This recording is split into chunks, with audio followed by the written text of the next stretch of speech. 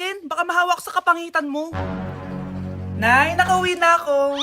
Oo anak, anyari dyan sa mukha mo? Ganda ko, di ba? Ano nangyari? Hindi pwede to! Ano nangyari sa mukha ko? Ano ba kasi ginawa mo? Wala! Yung totoo, naging mabait ka ba?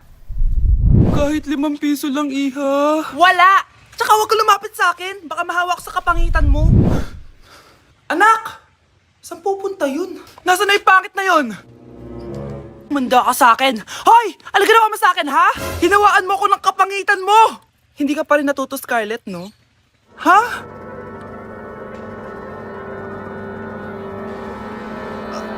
Nay! O ano? Naniniwala ka na ba sa karma, Scarlett? Ayan na nakukuha mo sa mga panlalait mo. Nay, sorry na!